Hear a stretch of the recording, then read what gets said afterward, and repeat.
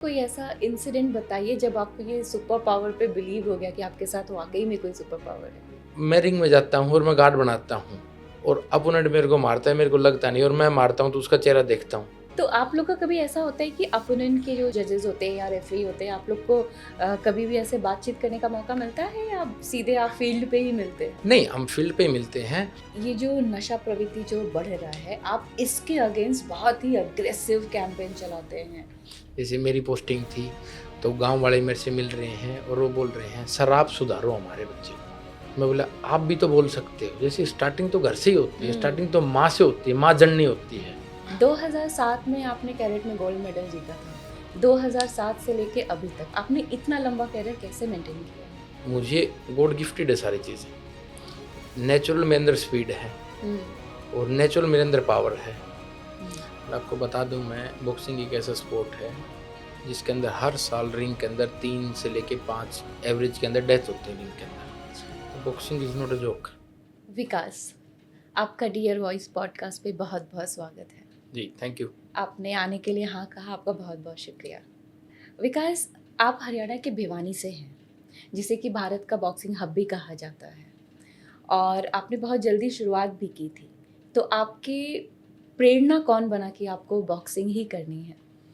देखिए, बॉक्सिंग मेरा डिसीजन नहीं था। हुँ, उस समय मेरी उम्र छोटी थी, मैं 8-9 साल का था सारा ही, और मेरे फादर ये चाहते थे मेरा बेटा एक स्ट्रॉन्ग बने। जैसे अब बॉलीवुड की हीरोज़ हैं, सुनील शेट्टी की बॉडी दिख रही है, सनी देओल की बॉडी दिख रही है, तो इस टाइम मेरे फादर चाहते थे कि मेरा लड़का स्ट्रॉन्ग बने। हुँ, और वहाँ मेरे पिताजी जब स्टेडियम के अंदर वॉकिंग करने जाते तो उन्हें देख के सब बॉक्सर तगड़े हैं। ये उस टाइम उनको वेट कैटेगरीज़ का कुछ पता नहीं था। हुँ। तो उनको लगा कि मेरा बेटा भी तगड़ा हो जाएगा। इस तरीके से मेरे को भिवानी के अंदर बॉक्सिंग के अंदर एडमिशन कराया गया। हुँ। एक्चुअली मेरे फादर ये चाहते थे मैं डॉक्टर बनूँ। अच्छा, हाँ, तो डॉक्टर से सीधे बॉक्सर ये जंप कैसे आया? नहीं, जैसे मेरे फादर ये चाहते थे मैं डॉक्टर बनूँ। मैं तो 8 साल का था, 9 साल का था, मेरे को तो कुछ करियर के बारे में कुछ पता भी नहीं था। हुँ, तो मेरे फादर ने इस तरीके से, ताकि मेरा बच्चा स्ट्रेंथ गेन करे, इस तरीके से मेरे को करके बॉक्सिंग कराई थी। हुँ, तो बाद में फिर मैं डिस्ट्रिक्ट जीता, फिर मैं स्टेट जीता, फिर मेरे फादर भी कई बार मेरी फाइट्स के अंदर जाते थे। हुँ, फिर फिर मैं थोड़ा-सा अच्छा होने लग गया था। हुँ, 8th-9th क्लास की बात है, जब मैंने मेरे फादर को बताया कि अब है ना एक चीज़ सेलेक्ट करनी पड़ेगी, क्योंकि ट्रेनिंग जो हम सुबह की ट्रेनिंग करते थे ना, वो आधी ट्रेनिंग करके और मैं घर पे आ जाता था। तो अच्छा। दूसरे बच्चे पूरी ट्रेनिंग कर रहे हैं हुँ, और फिर शाम को भी ऐसा ही है, जैसे घर पे जल्दी भाग के फिर पढ़ना पड़ेगा। हुँ, तो मेरा इंग्लिश के ऊपर अच्छा होल्ड था और मैं स्टडीज़ के अंदर ठीक था। अच्छा। तो मेरे फादर ये चाहते थे हमेशा 90 प्लस परसेंटेज मेरे को आई है, और भिवानी के सबसे अच्छे स्कूल के अंदर मैं पढ़ा करता उस हुँ, हुँ, समय, हुँ, भिवानी पब्लिक स्कूल। तो उसके बाद फिर मेरे फादर को ये हुआ कि एक चीज़ लड़के को पकड़ानी पड़ेगी। फिर मेरे फादर को मेरी बॉक्सिंग देख के इतना यकीन हो गया था कि ये ठीक है, इसमें आगे जा सकते हैं। बॉक्सिंग के अंदर इनका अच्छा करियर होने हाँ, वाला है। तो इस तरीके से मेरे फादर ने फिर मुझे बॉक्सिंग के अंदर पूरा ही बॉक्सिंग के अंदर दिया, फिर पढ़ाई-वढ़ाई को हमने। तो फिर मेडिकल की तैयारी रह गई और आप बॉक्सिंग में आ गए। नहीं, मैं 9th क्लास के अंदर यहाँ से भिवानी से छोड़ के मैं पूना एसआई के अंदर चला गया था। हुँ, तो फिर तो अपने फिर टोटली बॉक्सिंग पे आ गया था। अच्छा। आपने बॉक्सिंग बहुत जल्दी शुरुआत की थी, बहुत ही कम उम्र में शुरुआत की थी और बहुत जल्दी ही बड़े-बड़े टूर्नामेंट्स में पार्टिसिपेट भी करने लगे थे। तो ऐसा कौन-सा मोमेंट आया कि आपको लगा कि बस अब मैं बॉक्सिंग के अलावा कुछ कर ही नहीं सकता? देखिए, मैं 2000 में बॉक्सिंग 2001 के अराउंड मैंने बॉक्सिंग शुरू की थी, जब मेरी उम्र 8-9 साल की थी। हुँ, फिर मैं 2003 के अंदर पहला नेशनल्स खेला, स्टेट खेला।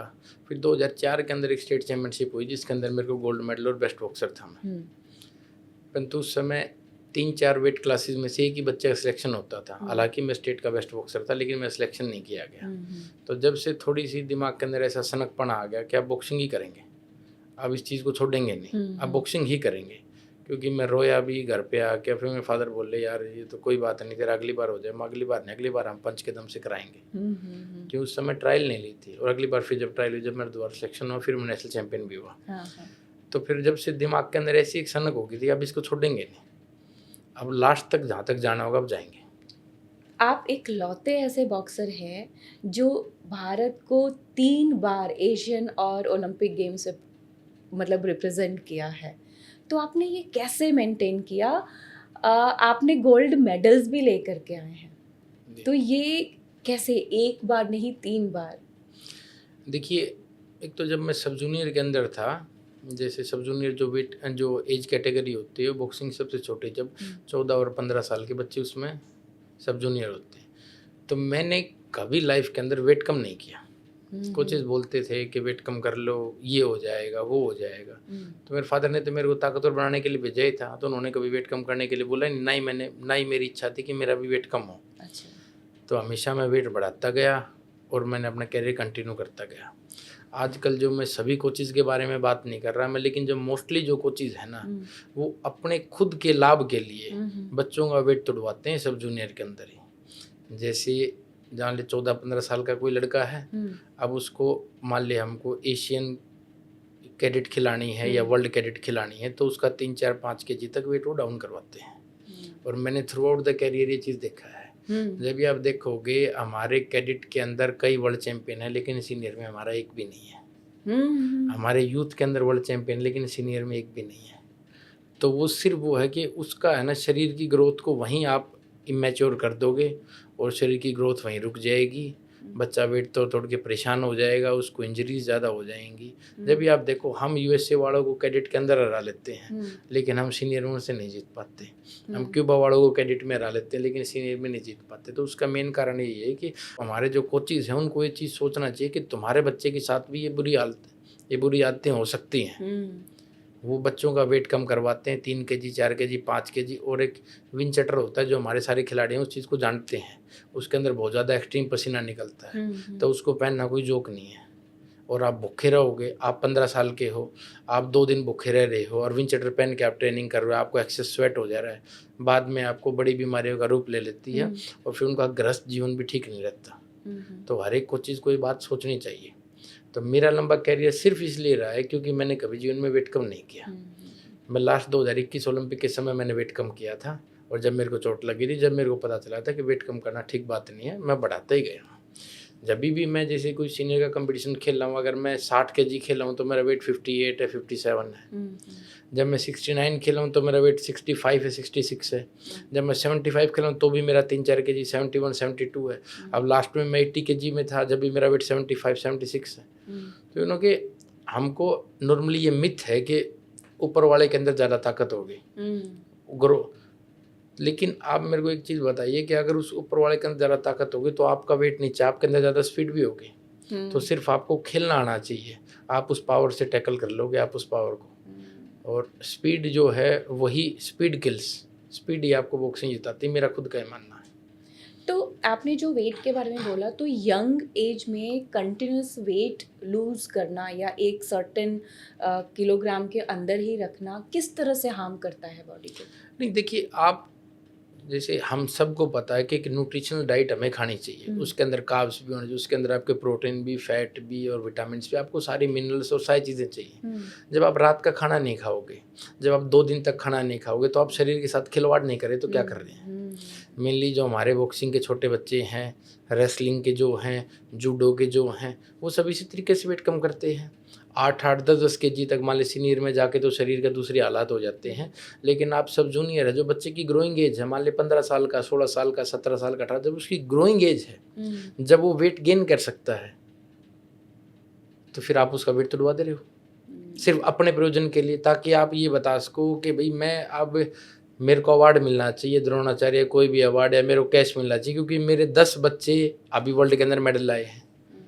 आपके 10 बच्चे जो सब जूनियर वाले हैं, उसी ने में तो एक भी नहीं चला, तो इसकी पेनल्टी नहीं लगनी चाहिए आपको। तो कोचेस को ये सारी चीज़ें क्यों नहीं समझ में आती हैं कि ये आगे जाके बच्चों को हार्म कर सकता है? हर आदमी खुद के लिए है श्वेता जी, हर आदमी खुद का फ़ायदा सोचता है। मेरे को क्या मिलेगा इस बच्चे को गोल्ड आ जाएगा तो, ये बच्चा आज मेरे पास सब जूनियर में है, उसके बाद सीनियर में जाके इसको गोल्ड आएगा, उसमें मेरे को क्या मिलेगा। अगर आज ये लड़का यहाँ कैडेट के अंदर गोल्ड जीतता है या यूथ के अंदर गोल्ड जीतता है, तो आज मेरे को कैश मनी भी मिलने वाला है और ये नाम हो जाएगा कि भाई हाँ, इस कोच के इतने बच्चे मतलब वर्ल्ड चैंपियन हैं। लेकिन उसको को सीनियर में जाने में तो कुछ भी नहीं मिलेगा। तो इस तरीके से तक सभी कोचेज़ की बात नहीं कर रहा है मैं, मोस्टली कोचेज़ इस तरीके से काम करते हैं, और ये भारतीय बॉक्सिंग के लिए, भारतीय खेलों के लिए ये चीज़ ठीक नहीं है। आपने अभी कैडेट की बात की, 2007 में आपने कैडेट में गोल्ड मेडल जीता था। 2007 से लेके अभी तक आपने इतना लंबा कैरियर कैसे मेंटेन किया है? नहीं देखिए, मैंने बताया ना, एक तो मैंने कभी लाइफ के अंदर वेट कम, मैंने 1-2 बार ही वेट कम किया है, जो 21 में जो लेटेस्ट स्टेजेस में मैंने वेट कम किया है। और एक है ना, जैसे मैं इस चीज़ को मानता हूँ कि देखो, आप ट्रेनिंग कर रहे हो, ट्रेनिंग के लिए आपका दूसरा माइंडसेट चाहिए, और स्पायरिंग के लिए आपको दूसरा माइंडसेट चाहिए, ट्रायल्स के लिए आपको तीसरा माइंडसेट चाहिए, और एक कंपटीशन के लिए आपको चौथा माइंडसेट चाहिए। मैं इस माइंडसेट के अनुसार काम करता हूँ कि अब जैसे कोई नॉर्मल ट्रेनिंग हो रही है, उसमें हम दूसरे तरीके से परफॉर्म करेंगे, ठीक है, हम अगले की टेक्निक्स को समझने की कोशिश करेंगे। फिर स्पायरिंग है, उसमें भी हम अगले की टेक्निक्स को, मतलब हमने जो चीज़ सोचा हम वो ही करने की कोशिश करेंगे। और फिर ट्रायल और कंपटीशन के अंदर हम टोटली डिफरेंट करेंगे। तो इसी वजह से ही शायद मैं सोचता हूँ कि मेरा कैरियर इतना अच्छा है। और बाकी मुझे गॉड गिफ्टेड है सारी चीज़ें। नेचुरल मेरे अंदर स्पीड है और नेचुरल मेरे अंदर पावर है। मैं बड़े वेट वालों से, जैसे अभी मैं कैंप में था लास्ट में, तो जब भी मैं सुपर हैवी वालों के साथ मैं स्पायरिंग करता हूँ, सुपर हैवी वालों के साथ मैं फाइट करता हूँ। मैंने अपने से छोटे वजन वाले के साथ तो कभी जीवन में ही 2-4 बार ही की होगी, जब भी मेरे को कोई इंजरी लगी है। तो ईश्वर की वजह से आज भगवान ने मुझे इतनी अच्छी स्पीड दी, इतनी अच्छी ताकत दी है, उस वजह से शायद मेरा कैरियर इतना अच्छा है। ऐसा इंसिडेंट बताइए जब आपको ये सुपर पावर पे बिलीव हो गया कि आपके साथ वाकई में कोई सुपर पावर है। नहीं, देखिए, जैसे मैं रिंग में जाता हूँ और मैं गार्ड बनाता हूँ और अपोनेंट मेरे को मारता है, मेरे को लगता नहीं, और मैं मारता हूँ तो उसका चेहरा देखता हूँ और उसके चेहरे पे अजीब सी एक परेशानी सी, यार ये किस बीमारी के साथ मैंने पंगा ले लिया, जो आदमी नहीं सोचता यार किस पंगे के अंदर हम फंस गए। तो मैंने वो चीज़ महसूस की है। और सबका एक ही जैसा मुँह है, उनका मेरे गार्ड पे पंच लग रहा है तो फिर मेरा भी रिएक्शन सेम है, और उनका जब मैं उनको मार रहा हूँ तो उनका रिएक्शन भी सेम है। तो जब मेरे को लगा कि कोई ना कोई सुपर पावर मेरे साथ है, जो मेरे को इस जर्नी के अंदर मेरे साथ है। ऐसा कोई मैच याद है आपको? नहीं, जैसे नॉर्मल जो स्पैरिंग्स होती है, नॉर्मल जो स्कूल बॉक्सिंग होती है या जो ट्रायल्स के अंदर होती है, जैसे विद गॉड्स ग्रेस मैं आज तक किसी ट्रायल के अंदर नहीं आ रहा। भारत के अंदर जब से मैं 2003 से मैं ट्रायल देने लगा हूँ, आज तक जिस भी ट्रायल के अंदर मैं गया हूँ, ईश्वर की दया से उसके अंदर मेरा सिलेक्शन हुआ है। ये तो मैंने सुना है आपके बारे में कि आज तक आप कभी भी, तो ये कैसे मेंटेन, आपका ये जो माइंड सेट होता है वो क्या होता है जब आप ट्रायल्स के लिए जाते हो? तो नहीं, देखो, स्पायरिंग का एक अलग माइंड सेट है। अब कई बार क्या होता है, हमारी स्पायरिंग अच्छी नहीं जाती है, परंतु आपका स्पायरिंग अच्छी जाने का ही आपका टारगेट नहीं है। आप एक टारगेट लेके जाओगे, हाँ भाई मेरी शाम को स्पायरिंग है, मैं इस लड़के के साथ ये वाली चीज़ करके देखूंगा, और फुल ये लड़का मेरे साथ आगे भी कभी आएगा, या कोई कंपटीशन के अंदर मैं चीज़ ट्राई करके देखूंगा। तो आपकी स्पायरिंग गंदी जा सकती है, तो ट्रायल आपको कंपटीशन के तरीके से खेलना है। और मैं बॉक्सिंग को इतना आसान खेल मानता हूँ। आपको 5 जज बैठे हैं और एक रेफरी, उन 6 को बेवकूफ़ बनाना है बस। जनता आपको बोलती रहे भाई आप हार रहे हो, आप जीत रहे हो, कोई लेना देना ही नहीं मेरे को जनता से। सिर्फ वो बॉक्सिंग ये है, 5 जज हैं और एक रेफरी, उनको बेवकूफ़ बनाना। वो आपको रिश्तेदार होने चाहिए एक तरीके से, वो आपको ही जिताना चाहे, बस यही है। तो इंटरनेशनल के अंदर भी कई बार मैं गया हूँ ना, तो मेरे को इसी तरीके से रियलाइज़ हुआ कि यार ये सब ये लग रहा है, यार बाउट बराबर की लग रही है और मैं जीतने लग रहा हूँ, तो ये कहीं मेरे रिश्तेदार तो नहीं, मेरे को ऐसा महसूस होता है। तो इस तरीके से मेरे को कई बार ये महसूस हुआ कि कोई भगवान है, कोई शक्ति मेरे साथ है जो मेरे को कह रही है तो आगे चल, मैं आई एम हेल्पिंग यू। तो आप लोग का कभी ऐसा होता है कि अपोनेंट के जो जजेस होते हैं या रेफरी होते हैं, आप लोग को कभी भी ऐसे बातचीत करने का मौका मिलता है या सीधे आप फील्ड पे ही मिलते हैं? नहीं, हम फील्ड पे ही मिलते हैं। और जैसे क्या हुआ, देखो मैं आपको बताऊं कि जो बॉक्सिंग इज़ 90% मेंटल गेम। आप बाउट में जाने से पहले ही आप हार जाते हो, बाउट में जाने से पहले ही आप जीत जाते हो, ये इसको मान। जैसे मुझे भी डर लग रहा है और सामने वाले को भी डर लग रहा है, जो ज़्यादा डरेगा वो हार जाएगा, इतनी सी ही बात है, ठीक है। ये अपनी स्ट्रेंथ को जानना ही सबसे बड़ी बिल्कुल। जीत है। मैं चेस को फॉलो करता हूँ और चेस में एक मिखाइल ताल है जो वर्ल्ड चैंपियन 1 साल के लिए रहे थे, but he was very destructive among his career, he defeated many world champions. तो मैंने उनका एक कोट पढ़ा था कि मैं चेस बोर्ड पे जाते हो मैं भी डरता हूँ, तो मेरे को ये लगा कि मेरा अपोनेंट भी तो डरता होगा, तो why should I be afraid who is already afraid of me. तो इस तरीके से फिर मैंने उस चीज़ को, फिर मेरा वो नर्वसनेस जो भी थी वो ख़त्म हो गई। फिर मैं आराम से सोता हूँ, जैसे शाम को फाइट है तो मैं दिन में आराम से सोऊंगा, तो it helps you in recovery. और अगर आपकी अच्छी रिकवरी हुई तो आप रिंग के अंदर आप बेटर परफॉर्मेंस कर पाओगे। आपका कहना है कि अपने सोच पे जीत लिए तो सामने वाले को भी जीत लोगे। जी। और कई बार है ना, जैसे आप रिंग के अंदर आप एक पॉजिटिव बिहेवियर लेके जाओगे ना, अपने साथ आप पॉजिटिव लोगों को लेके जाओ, आपके अंदर ऑटोमेटिक एक पॉजिटिविटी आ जाएगी, जो आप आपकी तारीफ करते हो। हमको सिर्फ अपनी स्ट्रेंथ देखने, वो बताए हाँ तू दुनिया में सबसे तगड़ा, बस मेरे को यही बता दे मैं सबसे तगड़ा हूँ, 10-20 बार मैं अपना आप देख लूँगा। तो ये है। आपने कॉमनवेल्थ और एशियन गेम में गोल्ड मेडल्स जीते हैं, तो कौन सा मैच आपके सबसे करीब रहा है? देखो, मैं 2010 के अंदर एशियन गेम्स खेल रहा था और मैं चाइना के साथ फाइट थी, और तो मैं 1 पॉइंट से जीता बड़ी मुश्किल से। तो वो कि टाइम ऐसा था, मुझे मेरा कैरियर एस्टेब्लिश करना था। वो मेरा सीनियर का पहला कंपटीशन था मेरा एशियन गेम्स, उसमें मुझे मेरा कैरियर एस्टेब्लिश करना था। और जब मैं यहाँ से गया तो मैंने कईयों से बात की, ऐसे भाई साहब कैसे होता है कैसे नहीं। बोला यार इस उम्र के अंदर तो एशियन गेम्स खेलना ही बहुत बड़ी बात है। मैं लिटरली बाय गॉड ये बात बता रहा हूँ। क्या था आपकी एज, क्या थी उस समय? 18 साल थी मेरे। बहुत यंग थे आप तब। हाँ, तो सभी ने मेरे को यही बताया कि इस उम्र में एशियन गेम्स खेलना ही बहुत बड़ी बात है। आराम से खेलेंगे, खाना पीना खाएंगे, इस तरीके से उनको यही उनको इन चीज़ में थी। पहले मेरी फ़ाइट थाईलैंड के साथ हुई, मैंने 7-8 पॉइंट के गैप से हरा दिया। फिर मेरी तुर्कमेनिस्तान का कोई एशियन चैम्पियन था उसके साथ हुई, फिर नॉर्थ कोरिया के साथ हुई, फिर एक उज़्बेकिस्तान का ओलंपियन था उसको मैंने 7-0 से हराया। उसने ये कहा था कि ये बच्चा है अभी और मैं ओलंपिक खेला हूँ तो मैं इसको हरा लूँगा। हर एक को अपना अपना कॉन्फिडेंस होता है। मैंने उसको 7-0 से हराया। तो फिर लास्ट में मैं चाइना से 5-4 से जीता। तो जब मेरे को मेरा कैरियर एस्टेब्लिश करना था तो मैं उस समय जितना सीरियस था ना, उतना ही सीरियस मैं आज तक हूँ बॉक्सिंग को लेके। बॉक्सिंग मेरे लिए जोक नहीं है, बॉक्सिंग को लेके मैं बहुत सीरियस हूँ। आपने बहुत सारे मैच खेले हैं और बहुत सारे इंटरनेशनल और इंडिया में भी। आज तक का सबसे मुश्किल मैच आपके हिसाब से कौन सा रहा है? नहीं देखो, मैं 2012 ओलंपिक खेल रहा था और मेरी उसके अंदर पहली फाइट आई थी। मैं वर्ल्ड नंबर 2 होके गया था कुछ। तो मेरी यूएसए के साथ मैच था और फिर वो लड़का बाद में प्रोफेशनल का वर्ल्ड चैम्पियन भी हुआ। तो उस लड़के के साथ मैं रिंग के अंदर जीत गया और बाद में मेरा डिसीजन ओवरटर्न कर दिया इन्होंने 4-5 घंटे के बाद कि विकास वाज होल्डिंग एंड जजेस were not giving the right point. जो मैंने आपको बताया ना, जज मेरे रिश्तेदार हैं इंटरनेशनल में भी, तो इस तरीके से करके उन जजेस ने मेरे को जिता दिया। लास्ट में उन्होंने मेरे को 2 वार्निंग दी, मेरे 4 पॉइंट डिडक्ट कर दिए और मेरे को 2 पॉइंट से हरा दिया। तो वो बाउट है ना, मेरे को निकालनी बहुत ज़्यादा मुश्किल हो गई थी क्योंकि मेरा ओलंपिक का पहली फाइट थी और वो भी यूएसए के साथ थी और यूएसए के बॉक्सर वैसे अच्छे हैं काफ़ी, तो उसके साथ थी। तो उसने जो बॉडी पंचेस मारे ना, मेरे को बॉडी पंचेस खाने की आदत नहीं थी। बॉडी पंचेस मारते ही मैं थक गया और वो राउंड मेरे लिए ये लगा कि जैसे 3 मिनट का राउंड नहीं, ये 30 मिनट का राउंड हो गया है। मैं बार बार कोचिंग तो देख रहा हूँ, कह रहे 1 मिनट रह रही है। मैं यार 2 मिनट पहले तो तुम फिर ये बता रहे थे 1 ही मिनट रह रही है।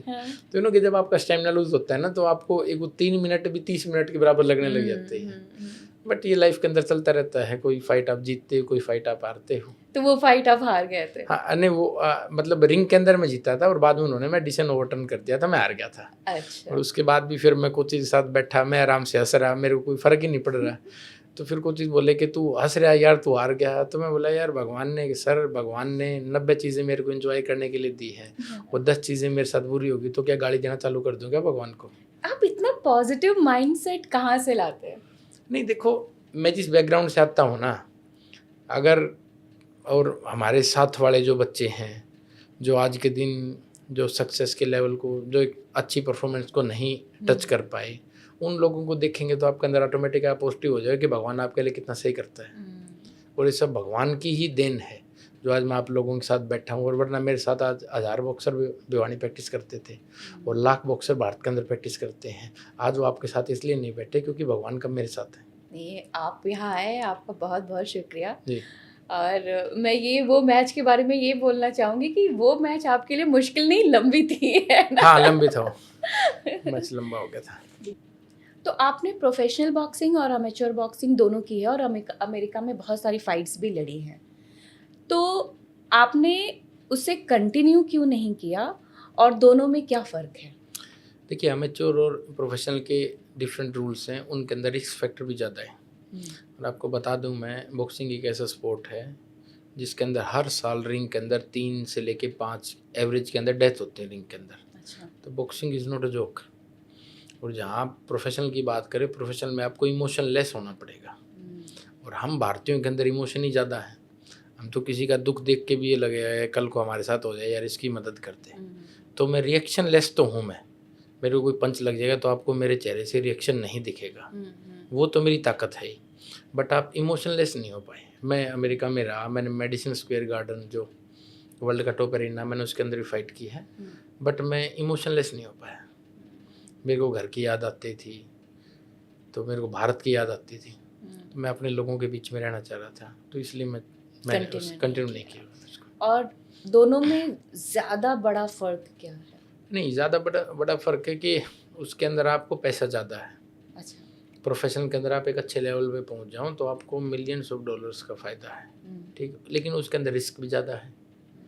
आप नॉक हो जाओगे। कई बॉक्सर्स आप अगर यूट्यूब पे ढूंढोगे तो पैरालाइज हो गए हैं, चल नहीं पा रहे, और उनकी लाइफ स्पैन भी कम हो गया है। तो इस टाइप से है, पर अमेच्योर के अंदर इस तरीके से कम है। अच्छा। हाँ, अमेच्योर के अंदर जो लंबा बॉक्सिंग कैरियर जिसका लंबा हो जाता है उसको थोड़ी सी याददाश्त वगैरह इन चीज़ों की दिक्कत हो जाती है, बट प्रोफेशनल के अंदर मोस्टली के साथ यही चीज़ें होती हैं, क्योंकि आप उनके ग्लव्स छोटे हैं और वो आपको सीधा ऐसे ही लगे है कि खाली हाथ ही आपको जिन पे लगा है, मतलब रिस्की ज़्यादा है वो, ठीक है। तो मतलब ये पूरे जो एक्सेसरीज और ये सब होते हैं वो सब अलग होते हैं? हाँ, जैसे बॉक्सिंग के अंदर जो ग्लव्स होते हैं ना उनके अंदर पैडिंग ज़्यादा होती है, अच्छा। और प्रोफेशनल के अंदर जो होते हैं उनके अंदर पैडिंग कम होती है। तो सिर्फ हाथ है और इसको 1 इंच की पैडिंग हो जाएगी, इसके ऊपर आधे इंच की पैडिंग हो जाएगी। अमेच्योर के अंदर 2 इंच की पैडिंग है, 2.5 इंच की पैडिंग है, वो वेट को लेके अलग अलग है। और वहाँ है ना आपको 12 राउंड है, आप एक वर्ल्ड टाइटल फाइट खेलने जाओगे तो 12 राउंड है, 10 राउंड है, 12 राउंड है। यहाँ आपके 3 ही राउंड हैं, और उन लोगों का माइंडसेट ही दूसरा होता है। मैंने बताया ना वो लोग इमोशनलेस हैं, उनको इमोशन कम है। और फिर भारत को छोड़ के अगर भारत के अंदर प्रोफेशनल बॉक्सिंग हो रही हो ना, या भारत के अंदर कोई ऐसी कोचिंग है तो मैं प्रोफेशनल को यहाँ भी कंटिन्यू कर लूँ, लेकिन मुझसे भारत छोड़ना नहीं जाता। मैं वहाँ जाऊँ तो मेरे को घर की याद आने लग जाती है, मेरे को अपने लोगों की याद आने लग जाती है। जब हम दिल्ली एयरपोर्ट पर उतरेंगे तो जब लगता है कि हाँ अब आई एम बैक होम, हाँ बैक होम। मैं भिवानी नहीं जाना चाहता, चाहे मेरे को दिल्ली रख लो आप 1 महीना, लेकिन ये लग गया कि अपना अपना देश है। बिकॉज आप अमेरिका में बहुत लंबे वक्त तक रहे हैं, तो क्या आपका कभी मन हुआ कि अब अमेरिका में ही रह जाना चाहिए, वहीं पे बस जाना चाहिए? नहीं, ऐसा मेरा कभी मन नहीं रहा। और मेरे जो भी फ्रेंड्स थे वहाँ पे, जो इंडियन फ्रेंड्स थे, उन्होंने मेरे को रोकने की भी कोशिश की कि तुम्हें इजीली ग्रीन कार्ड मिल जाए। उनके कुछ प्रोसेस होता है, ग्रीन कार्ड तुम्हें इजीली मिल जाएगा। और फिर उन्होंने मेरे को सारी फैसिलिटीज़ बताने की कोशिश की, यहाँ देखो इतना क्लीननेस है, एयर क्वालिटी इतनी अच्छी है, ये इतना अच्छा है, एम्बुलेंस ये आ रही, मतलब उन्होंने जो जो अपने देश की क्वालिटी उन्होंने बताई। एक ही सवाल था मेरा, इसका नाम भारत तो नहीं है? हमारे लिए भगत सिंह, चंद्रशेखर आज़ाद, राजगुरु जैसे जो हमारे महान क्रांतिकारी थे, और भी जितने महान क्रांतिकारी थे, क्या वो उन्होंने इसीलिए भारत का सपना देखा था कि हम चंद पैसों के लिए बाहर चले जाएं, हम भारत को अच्छा बनाएंगे?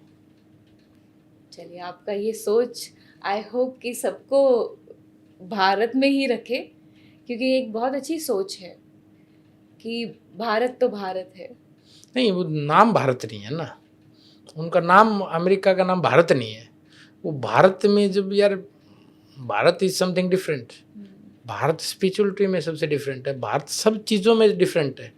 जैसे यहाँ यूएसए कुछ चीज़ आए तो हम उनको घर पे लेके गए, तो उनको ये लग रहा है जैसे वो खाना भी खाते हैं ना तो हर एक आदमी अपना अलग अलग पैसा देगा, मगर हमारे यहाँ इस तरीके का व्यवहार नहीं है, हमारा नहीं है। और कोई किसी के घर में रह रहा है तो वो भी अलग तरीके से, कि जैसे हाउ मच यू पे घर में रहने के लिए। और वहाँ मेरे को सबसे जो अजीब बात लगी, बिल्कुल, I live in my mother's house, I live in my father's house.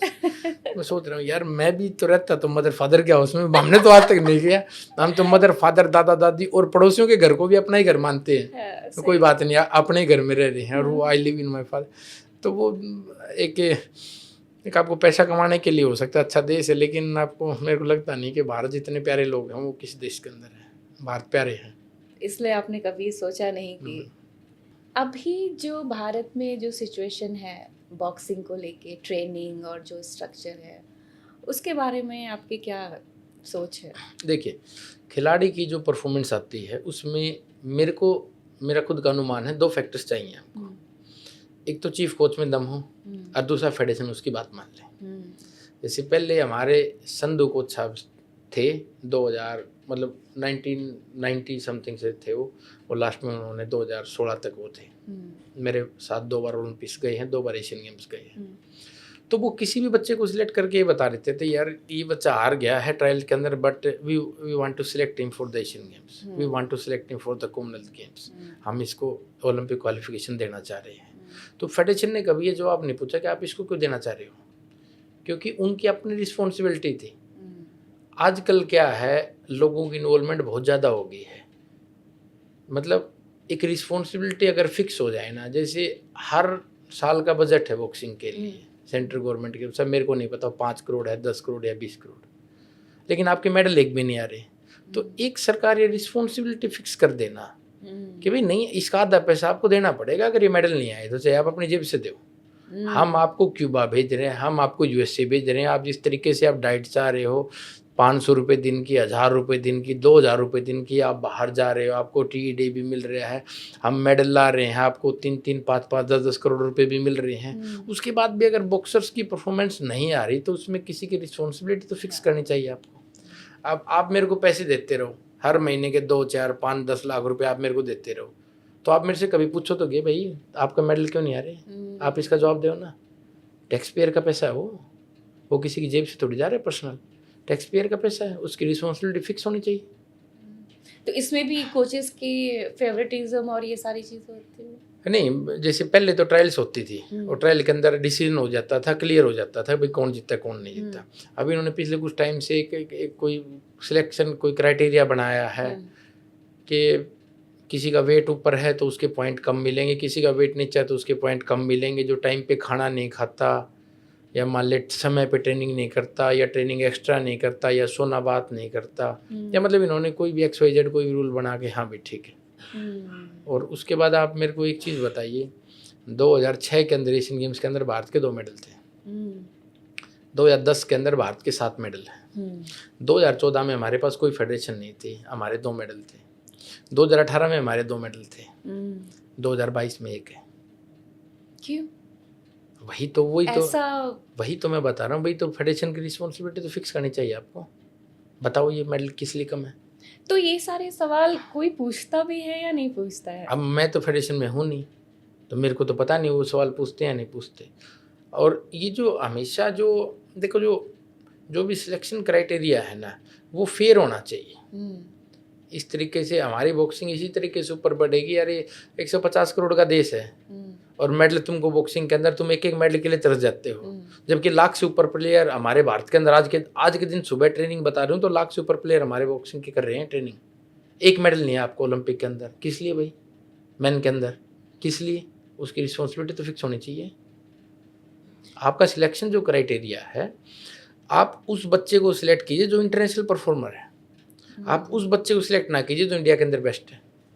Suppose कोई XYZ करके कोई भी XYZ लड़का है, अब आप उसको एक टूर्नामेंट दे दिया, आपने वो हार गया, दूसरा दे दिया, तीसरा दे दिया, चौथा दे दिया, 5 टूर्नामेंट दे दिया, 5 में हारने लग रहा है, it means he is not an international performer.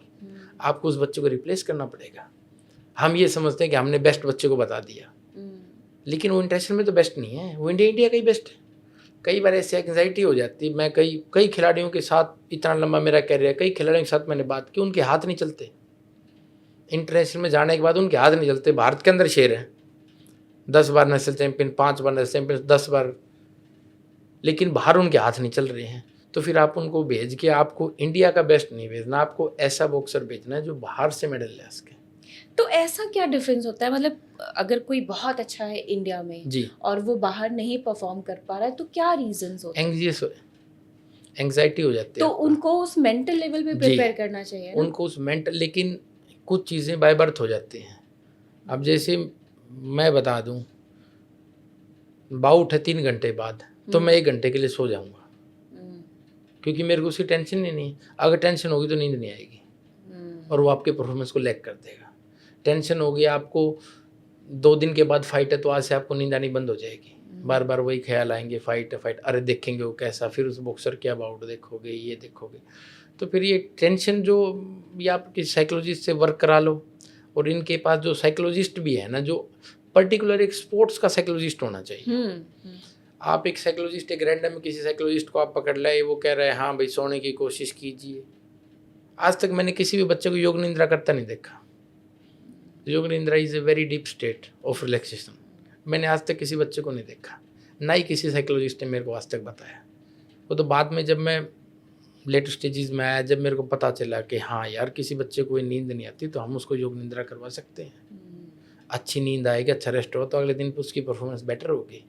आज तक किसी को नहीं पता, और मैं आपके सामने इस चीज़ को कैमरे बता रहा हूँ कि अगर कोई खिलाड़ी योग निद्रा कर लेता है तो उसको अच्छी नींद आएगी जभी की जभी। और आपका होप कि आपकी ये बात लोगों तक पहुँचे, जो यंग बच्चे आ रहे हैं बॉक्सर्स, और वो इसको प्रैक्टिस नहीं, सिर्फ बॉक्सर की बात नहीं है। एंग्जाइटी आपको सभी खेलों के अंदर होती है। आप बैडमिंटन खेल रहे हो, कल मैच चाइना के साथ है, कल मैच इंडोनेशिया के साथ है। आप रेसलिंग कर रहे हो, कल क्यूबा के साथ फाइट है, रशिया के साथ फाइट है। तो एंग्जाइटी तो सभी खेल्स में, सभी गेम्स में होती है। तो ये तो सभी के लिए इंपॉर्टेंट है अगर कोई कर ले। लेकिन किसी ने बताया तो नहीं आज तक, किसी खिलाड़ी ने नहीं बताया। मैंने सीनियर से पूछा, बोले भाई साहब सोते कैसे हैं? बोले यार नींद तो नहीं आती, 3 दिन पहले तो, 2 दिन पहले तो नहीं आएगी, 1 दिन तो पहले बिल्कुल भी नहीं आएगी, और दिन में तो ये रहेगा, अब 1 घंटा रहेगा, 2 घंटे रहेगा। समझ रहे हो? तो किसी ने बताया ही नहीं, क्योंकि इनके पास कोई अच्छे जो मेनली जो स्पोर्ट्स के साइकोलॉजिस्ट हैं, जो उस चीज़ के ऊपर वर्क कर सकते हैं। अब जैसे मुझसे कुछ बच्चे बात करते हैं, बॉक्सिंग टूर्नामेंट से पहले भी बात करते हैं मेरे से, और कोई एथलेटिक के भी कुछ बच्चे मुझसे बात करते हैं, कंपटीशन से पहले मुझसे बात करते हैं, ट्रेनिंग से पहले कई बार मेरे से बात करते रहते हैं कि भाई साहब आपसे बात करने के बाद है ना, आप कुछ ऐसी चीज़ें बताते हो जिनसे हमारा माइंड रिलैक्स हो जाता है और हमारी परफॉर्मेंस अच्छी आई है। और उनकी आई भी है, हो सकता है मेरा लक अच्छा हो, या उन्होंने मुझसे बात की तो 2-4 बार उनकी परफॉर्मेंस अच्छी भी आई है। तो सिर्फ ये कि मैं उनको जो सच्चाई बात है, जिन रास्तों से मैं गुजरा हूँ ना, मैंने वो चीज़ें उनको बताई है। अब आप कई बार आप देख लीजिए, कई आदमी क्या होते हैं जो स्पायरिंग के मास्टर हैं, स्पायरिंग में वो किसी को भी हरा लेंगे, बट वो कंपटीशन में नहीं जीत पाएंगे, क्योंकि कंपटीशन में जो फियर और जो नर्वसनेस जो आपके ऊपर डलती है ना, उसको आप हैंडल नहीं कर पा रहे। तो ये सब सिलेक्शन करते समय ध्यान में रखना चाहिए कि हो सकता है कि कोई बहुत अच्छा जो मैचेस आप बोल रहे हो उसमें है, लेकिन इंटरनेशनल में नहीं है। स्पायरिंग, राइट? स्पायरिंग में अच्छा है, लेकिन कुछ रिंग के अंदर अच्छा नहीं कर पाएगा। तो ये तो जो लोग सिलेक्शन करते हैं उनको ध्यान रखना चाहिए। नहीं, अब सिलेक्शन करेंगे तो उनको क्या मिलने वाला है? आपने सिलेक्शन कर दिया, इस XYZ लड़के सिलेक्शन कर दिया आपने, वो जीत गया, आपको क्या मिलने वाला है? वो हार गया तो आपके ऊपर कौन उंगली उठाने वाला है? भाई तो मैं बता रहा हूँ कि रिस्पॉन्सिबिलिटी एक फिक्स हो ना। जो सिलेक्शन टीम है वो भी इसकी जिम्मेवार है, जो चीफ कोच है जो उसकी पूरा साल ट्रेनिंग करा रहा है वो भी जिम्मेवार है। बताइए भाई इसकी लड़की मानसिक स्थिति कैसी है? लेकिन अब वो चीज़ तो है नहीं, अंधा खाता चला हुआ है। बच्चे जीत जा रहे हैं, अपने दम से जीत जा रहे हैं, बच्चे हार जा रहे हैं, अपने दम से हार जा रहे हैं। एक आपको छोटा सा एग्जांपल देता हूँ मैं। हमको गोरों की, मतलब विदेशियों की इतनी आदत पड़ चुकी है, हम उनके बिना कुछ भी नहीं कर सकते। हमारा पहले क्यूबन कोच था, it was very nice coach. फिर ये किसी दूसरे कोच को लेके आए, एक कोई स्वीडन का कोच था, फिर ये दूसरे किसी कोच को लेके आए, इटली वाले को, फिर ये दूसरे किसी कोच को लेके आए। आज तक हमारे कोचेज को ये नहीं पता राइट वे ट्रेनिंग का तरीका कौन सा, सही वे ट्रेनिंग का तरीका कौन सा है। किसी को भी नहीं पता, उनसे सीख ही नहीं रहे। वो कोचेज सैलरी पे हैं यहाँ, 10 लाख 15 लाख 20 लाख ये सैलरी पे हैं, अलग से TD उनका अलग और है, और फिर आप उनसे कुछ सीख भी नहीं रहे। भैया आपको ये 10 लाख रुपए आपकी जेब से नहीं जा रहे तो क्या आपको मजाक लग रहा है क्या ये? बट किसी के तो जा रहे हैं, किसी के वो एक्चुअल में अगर हम सोचे तो हमारी जेब से जा रहे हैं। भाई हमने गवर्नमेंट को टैक्स दिया, वो पैसा गवर्नमेंट उन कोचेज को दे रही है और हमारी परफॉर्मेंस नहीं आ रही। इससे अच्छा तो अपने 10 कोचेज को सिखाई दो ना यार, वे ट्रेनिंग सही तरीके से ये है। हमेशा कोई विदेशी कोच आ गया ना, जैसे उसको चीफ कोच बना दिया या कोई हाई परफॉर्मेंस डायरेक्टर बना दिया, वही बताएगा। अभी तक हमारे कोचेज को प्रोग्राम बनाना नहीं आया है, स्पायरिंग कितनी बार करनी है यही नहीं आया है उनको, और जिसको आया है वो बोलेगा नहीं, वहाँ पे उनके बैकबोन नहीं है। अभी तो मैंने आपको पहले बताया ना, परफॉर्मेंस आने के लिए 2 चीज़ें चाहिए, एक तो कोच के बैकबोन होनी चाहिए और फेडरेशन उसकी मान ले। मैं 2010 एशियन गेम्स के अंदर था, संधू सर ने सिलेक्शन किए थे, उस समय डिसीजन नहीं होया करता, मतलब जो बराबरशिप भी फाइट है या मान लें 19-20 वाले, उसमें कोचेज अपने मर्जी सिलेक्शन कर दिया करते। 7 एशियन गेम्स के मेडल हैं, 7, 2 एशियन गेम्स की गोल्ड हैं, 3 एशियन गेम्स से सिल्वर है, 2 ब्रॉन्ज है। आज तक वो परफॉर्मेंस कभी नहीं आई, ना ही कभी आगे आएगी। तो अपने देश में क्या कमी है? कोचेस या फेडरेशन या किसी की जवाबदेही नहीं है? वो प्रॉब्लम कहाँ पे है? देखो सारी प्रॉब्लम थोड़ी थोड़ी मिक्स करके हैं। एक बच्चों के अंदर भी अभी थोड़ी बोलने की क्षमता खत्म हो गई है। अब मैं आपको छोटी सी बात बता देता हूँ। मैं जैसे अभी कैंप में था पीछे 1-1.5 साल पहले, तो वहाँ है ना वो एक कोच आ रहा है, कोई बाहर का कोई कोच था, वो अपने कम्बिनेशन बता रहा। तो मैंने वो अपने साथ में कोच खड़ा था, मैं बोला अरे भैया ये कम्बिनेशन कोई लगता थोड़ी है यार, ये तो सब जूनियर के लेवल का कॉम्बिनेशन है। और मैं भी मतलब मेरे को बॉक्सिंग खेलते हुए 23 साल हो चुके, 24 साल हो चुके, तो मेरे को पता है ना कॉम्बिनेशन गलत है। पता है वो क्या बोलता है, अरे कर लेना यार कुछ नहीं होता, बस ये कोचिज की वर्डिंग है, बाय गॉड बोला कर लेना यार कुछ नहीं होता। मतलब यार आप जब तक नो बोलना नहीं सीखोगे, if you don't have power to say no, आप नहीं कर पाओगे। ट्रू। आप ये चाहते हो बच्चे को ओलंपिक मेडल लाएं, आप उस चीफ कोच को ही नहीं बता सकते अरे ये गलत कॉम्बिनेशन है। मैं वर्ल्ड का बेस्ट लेफ्ट मारना सीख के आया था यूएसए से, और जो जितने भी टॉप के वर्ल्ड चैंपियंस हैं ना प्रोफेशनल में, वो इस तरीके से लेफ्ट मारते हैं। अब उसने आते ही मेरा लेफ्ट गलत बता दिया, तो मैं बोला मनो कोच आई एम राइट। तो अब इससे उसको ये लग गया कि ये इनडिसिप्लिन है। मैं कहा आप अगर मेरा लेफ्ट प्रूव कर रहे हो, तो मैंने ओलंपिक क्वालिफिकेशन में 10 लेफ्ट मारे, 10 के 10 लग गए। मैं आपकी तरह लेफ्ट मारता तो नहीं लगता, क्योंकि पहले मैं आपकी तरह ही मारता था। तो जैसे मैंने उससे बात की ना, तो फिर उनको ये लग गया ये लड़का इनडिसिप्लिन है। जब मैंने मेरे यूएस वाले कोच से पूछी कि मैं सर मेरे को तो सारे इनडिसिप्लिन बताते, ले know you are most disciplined guy. Boxer का डिसिप्लिन ये ट्रेनिंग के टाइम ट्रेनिंग, सोने के समय सोना, खाने के समय खाना। और तू सबसे पहले आता है ट्रेनिंग में 6 बजे ट्रेनिंग, तू 5:15 बजे आएगा, तो उनसे एक्स्ट्रा करेगा, उन सब के बाद जाएगा, तो डिसिप्लिन तो कैसे हो गया। हाँ ये है तेरे को ये नहीं पता कि बोलना किस तरीके से है। तो मैंने बताया मैं कुछ मेरे को थोड़ी चिकनी चुपड़ी बातें ये करनी नहीं आती, अगर मेरे को नहीं लगा तो मैं बताऊंगा, सबके सामने मना करूँगा, नो कोच इट्स रॉन्ग, और आप मेरे को प्रूव कर दो गलत, मैं आपकी बातें सीख लूँगा। लेकिन क्या है कोई बच्चा बोलता भी नहीं है इस चीज़ को। अगर कोई कोच आपको गलत चीज़ सिखा रहा है तो आप बोलोगे नहीं, हम एज ए गुरु समझते हैं उनको कि ये गुरु हैं, गुरु द्रोणाचार्य हैं, इन्होंने जो बता दिया वो बातें सही है। हमारी वही मानसिकता चली आ रही है कि गुरु ने जो चीज़ बोलती है, पर गुरु गलत भी हो सकता है भाई। और आजकल मैं श्वेता आपको बता दूं, आजकल गुरु नहीं रहे हैं, आजकल कोचेज हो चुके हैं। वो 2 वे रास्ता हो चुका है, आपको मेरे से क्या मिलना है और मेरे को आपसे क्या मिलना है। कोई गुरु नहीं है, कोई गुरु आपको फ्री में ट्रेनिंग नहीं कराने वाला। मतलब ये नहीं है कि मतलब गुरु ही खत्म हो गए, मतलब लेकिन उनकी अभी उनकी क्वांटिटी कम रह गई है, जो आपसे कोई चीज़ एक्सपेक्ट ना करें। आप जो बोल रहे हैं ये तो चलो थोड़ा स्पोर्ट्स के फील्ड में, आजकल स्कूल में भी कहाँ गुरु शिष्य परंपरा तो खत्म ही हो गई है, स्कूल के टीचर्स गुरु नहीं रह गए। अभी मैं आपको देखो, आप और मेरे बारे में और ये मेरे जो भी दर्शक मेरे भाई छोटे बड़े भाई सुन रहे हैं, मैंने किसी गुरु को डिसरिस्पेक्ट नहीं किया आज तक। भिवानी के अंदर है कोई भी कोच है, चाहे वो स्टेट नहीं खेला, उसको कोच सब कह के बोलता हूँ जो मेरी उम्र का है, जो बड़ा है चाहे वो कुछ है या नहीं है, उसको मैं गुरुजी कह के उसके पैर छूता हूँ। मेरे से डिसरिस्पेक्ट ही एक बार हो गई थी सीनियर कैंप के अंदर कोच के साथ, मैंने बाद में उनसे सॉरी फील की, मैं कहा सॉरी सर मेरे से गलती होगी, मैं एग्रेशन में था और आप मेरे गुरु दोनों पैर पकड़ लिए थे। तो जब तक आप गुरु की यार इस तरीके से आप सम्मान नहीं करोगे, मतलब आपके संस्कार है नहीं, मतलब एटलीस्ट यार आप तो ठीक हो जाओ। भी गुरु ठीक नहीं है, आपका कोच ठीक नहीं, तो आप तो ठीक हो जाओ। फिर जहाँ आपको नुकसान हो रहा है वहाँ आपको बोलना चाहिए, बस उसको बताओ कि सर ये चीज़ ठीक नहीं है। इसी तरीके से तुम्हारी परफॉर्मेंस इंप्रूव होगी, लेकिन कोई चाहे भी तो। विकास, एक बॉक्सर के रूप में आपकी सबसे बड़ी स्ट्रेंथ क्या है, और कोई एक चीज़ जिस पे आपको बहुत ज़्यादा मेहनत करनी पड़ी? नहीं देखो, मैंने आपको बताया कि कोई ईश्वरीय शक्ति कोई मेरे साथ है, जो आज मैं यहाँ से उठ के और थोड़ा मैंने कुछ अचीव किया है। और सब ज़्यादा बड़ी स्ट्रेंथ एक तो ईश्वरीय शक्ति होगी, और सेकंड में रिंग के अंदर डिसीजन ठीक ले लेता हूँ मैं, और रिंग के अंदर मैं नर्वस नहीं होता, क्योंकि आप नर्वस हो जाओगे। और एक मेरे को गुस्सा नहीं आता, मेरे को वैसे भी लाइफ के अंदर ही कभी कभी रेयरली गुस्सा आता है, मेरे गुस्सा नहीं आता। कि मैं इंग्लिश मूवी देख रहा था, उसके अंदर ये बोल रहा था, अगर तुम गुस्सा करते हो ज़्यादा तो आपका दिमाग सोचने की शक्ति को खो देता है। अगर आपने मेरे को कोई चीज़ बोल ली है और मैं यहीं गुस्सा होने लग जाऊँ, तो मतलब आप मेरे कंट्रोल में हो, मैं खुद के कंट्रोल में नहीं हूँ। और बॉक्सिंग के अंदर भी ऐसा ही है, जैसे मैंने किसी को पंच मार दिया ना, और अगर मेरे को कोई इमोशन आ गई है तो मैं कंट्रोल छोड़ गया हूँ उस चीज़ का।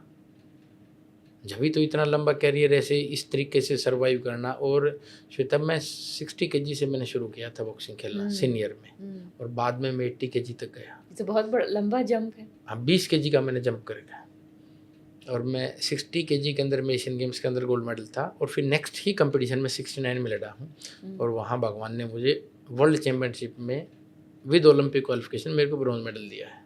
तो ये कैसे हुआ, इतना बड़ा जंप सडनली कैसे लिया आपने? नहीं, मैंने आपको बताया स्टार्टिंग में, मेरे फादर ये चाह रहे थे कि मेरा वेट ज़्यादा हो। अब 60 kg में उनको तसल्ली नहीं हुई, बोला नहीं, खा पी परांठे वरांठे खिला दिए और वेट बढ़ गया मेरा, 65-66 मेरा वेट हो गया।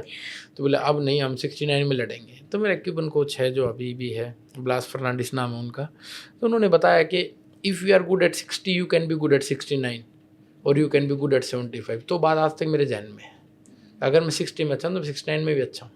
फिर मैं 69 जंप किया। तो किसी को लग ही नहीं रहा था कि क्या बेवकूफ़ी वाला काम है, क्योंकि देखो जो कॉम्बैट खेल हैं, जैसे बॉक्सिंग हो या रेसलिंग हो, जूडो हो गया, जो भी कॉम्बैट खेल है उसके अंदर वेट चेंज नहीं करते हैं सीनियर में आने के बाद, रेयरली ही कोई चेंज करता है। और एक वेट स्किप करके आप दूसरे वेट के अंदर जाना, और वेल्टर वेट जो 69 kg वेट है वो दुनिया का सबसे खतरनाक वेट है, उसमें आज तक भारतीय कभी परफॉर्मेंस नहीं आई थी। और उसके अंदर भगवान की करनी लगा लो या मेरे कर्म लगा लो, उसके अंदर मेरे को वर्ल्ड में ब्रॉन्ज मिला। तो मैं इसी चीज़ को मानता हूँ कि अगर आप अच्छे एक में हो तो आप दूसरे के अंदर भी अच्छे हो सकते हो, सिर्फ आपको खेलना आना चाहिए। और आप डिसीजन, आप क्विक डिसीजन लोगे रिंग के अंदर जाके। मतलब एक्चुअल में तो हम ये बता रहे हैं कि मैं क्विक डिसीजन लेता हूँ, लेकिन कोई ऐसी शक्ति है जो मेरे से वो डिसीजन दिलवाती है रिंग के अंदर, ताकि नाम मेरा हो रहा। जैसे भगवान कृष्ण ने कहा था कि इन कौरवों को तो मैंने मार रखा है अर्जुन, मैं तो सिर्फ तेरे को एक जरिया बनाना चाह रहा हूँ। तो मतलब डिसीजन तो भगवान ने ऑलरेडी कर रखा है, वो सिर्फ मेरे को एक जरिया बनाना चाह रहे हैं। मैं आपसे बातें कर रही हूँ और मुझे जो महसूस हो रहा है ये कि आपका ना स्पिरिचुअल साइड भी उतना ही स्ट्रांग है जितना आपको अपने बॉक्सिंग पे और अपने आप पे भरोसा है, उतना ही भरोसा आपको वो स्पिरिचुअल पावर और उस चीज़ पे है। तो ये चीज़ आपके अंदर कहाँ से आती है? नहीं देखो, ये इंटरनल होती हैं, ये आपके साथ बाय बर्थ आएंगी। जैसे स्टार्टिंग से ही, जब से मेरे को याद है, मैं जब 5 साल का था, जब से मैं भगवान के नाम लेके सोता हूँ रात को। मैं कोई भी और कुछ भी काम नहीं करता, मैं भगवान के नाम लेके सोता हूँ। ईश्वर को मानता हूँ, यहाँ भी माथा झुकाता हूँ, यहाँ भी माथा झुकाता हूँ। तो यार कोई तो ऐसी शक्ति है जो इस ब्रह्मांड को चला रही है। मेरे को 2021 में ओलंपिक से पहले चोट लग गई मेरे को। वो चोट 2010 एशियन गेम से पहले भी लग सकती थी। आज मैं आपके सामने नहीं होता। तो अगर मैं आपके सामने बैठा हूँ तो ईश्वर ही तो बैठाने वाला है। अगर मेरे एशियन गेम से पहले चोट लग जाती, मैं अपना कैरियर एस्टेब्लिश नहीं कर पाता, और आज आप मुझसे नहीं मिलते, और आज आप ये जो हज़ारों लाख जो आपके दर्शक सुन रहे हैं वो मुझे नहीं सुनते। तो ये सब कुछ चीज़ भगवान की करनी है, हम चाहे इसको माने या ना माने। लेकिन अगर हम बैक ऑफ द जर्नी देखेंगे, पहले हम कहाँ से आए हैं, तो हमें धन्यवाद करेंगे कि आज हम इस लेवल पे पहुँच गए हैं। और हम है ना, ईश्वर को धन्यवाद देने की बजाय गाली ज़्यादा देते हैं, ये नहीं मिला मुझे, ये नहीं मिला, ये नहीं मिला। लेकिन जो 90 चीज़ें आपको दे दिया, आप उसको भी तो धन्यवाद कीजिए। ये आपने बहुत सही बोला कि आपके पास जो भगवान ने दिया है पहले उसके लिए धन्यवाद बोलिए। नहीं, आप ये देखिए, जैसे हम रोड पे चलेंगे, ठीक है, आपको कोई अपंग दिखेगा तो आप भगवान का धन्यवाद कीजिए, आपको अपंग नहीं बनाया। आपको अच्छा खाने के लिए दिया है, आप 3 टाइम खाना खा सकते हो। आपको अच्छा पहनने के लिए दिया है, प्लस आपको समाज में एक इज्जत और दे दी है कि भाई आप अच्छे बॉक्सर के रूप में आप स्टेब्लिश हो, लोग आपके जैसा बनना चाह रहे हैं, तो आपको अपना आइडियल मान रहे हैं। इससे फालतू हम भगवान से क्या मांग सकते हैं? अब क्या हम झोली फैला के रखें भगवान को? औरों को भी तो कुछ देना है। सही कहा आपने। बिकॉज आप हरियाणा पुलिस में ऑफिसर भी हैं और एक बॉक्सर भी हैं, तो दोनों जिम्मेदारियों को आप कैसे निभाते हैं और क्या मुश्किलें आती हैं? देखिए, बॉक्सिंग एक टोटली डिफरेंट काम है, ठीक है। बॉक्सिंग में तो जैसे मैंने आपको बताया 5 जज हैं और 1 रेफरी है, उन्हीं को बेवकूफ़ बनाना है, आप फाइट जीत के हो, ठीक है। और आप जैसे पुलिस की जॉब है वो पब्लिक डीलिंग की जॉब है। आपको पब्लिक को सेटिस्फाई करना है न्याय करते हुए, आपको अपना बिल्कुल सही काम करना है कानून के दायरे में रह के, और आपको लोगों के साथ न्याय करना, लोगों को संतुष्ट भी करना है आपको। तो पुलिस इज़ टोटली डिफरेंट और boxing is totally different. But लेकिन जो एक काम जो जिस तरीके से करता है वो सभी काम उसी तरीके से करता है। तो हमने आराम आराम से पुलिस को समझा। स्टार्टिंग मेरे कुछ नहीं आता था, फिर मैंने समझने की कोशिश की। फिर ये नहीं कि मेरे को पुलिसिंग आ गई है, लेकिन थोड़ी मोड़ी पुलिसिंग, लोगों से बात करनी, लोगों से मैं कनेक्ट कर जाता हूँ, तो वो चीज़ मुझे आ गई है। बाकी हम जैसे जैसे हमारा करियर आगे बढ़ता जाएगा, पुलिस का करियर, हम उस चीज़ को सीखते जाएंगे। तो बॉक्सिंग एक बहुत ही अग्रेशन वाला कॉम्बैट गेम है, और पुलिस में आप जब लोगों के बीच में रहते तो आपको बहुत ही शांत दिमाग से सब कुछ हैंडल करना होता होगा। तो ये चीज़ कैसे, मतलब ऐसी सिचुएशंस होती होंगी पब्लिक में? जब भी आपको बताया, मेरे को गुस्सा नहीं आता, कि गुस्सा अगर मेरे को आएगा तो मेरी सोचने की शक्ति ख़त्म हो जाएगी। और गुस्सा जब हमें आता है मतलब हम फ्रस्ट्रेटेड हैं, वही मोमेंट ज़्यादा सोचने का है, क्योंकि वहीं हम कोई गलत डिसीजन लेंगे। अब मेरे को किसी अपोनेंट के सामने गुस्सा आ गया, अब मैं फाइट हार जाऊँगा। किसी पब्लिक पर्सन ने कोई डिसरिस्पेक्ट कर दिया और मेरे को गुस्सा आ गया तो मतलब मैं और ज़्यादा नुकसान में जाऊँगा। अगर आप अपने टेम्पर, अगर आप खुद के ही मालिक नहीं हो तो आप अगले को कैसे कंट्रोल करोगे? पहले तो हमें खुद को कंट्रोल करना है। इस तरीके से ना बॉक्सिंग एग्रेशन का गेम नहीं है, बॉक्सिंग कूल माइंड का गेम है। जिसको भी थोड़ा मोड़ा बॉक्सिंग के बारे में पता है उसको पता है बॉक्सिंग कूल माइंड का गेम है।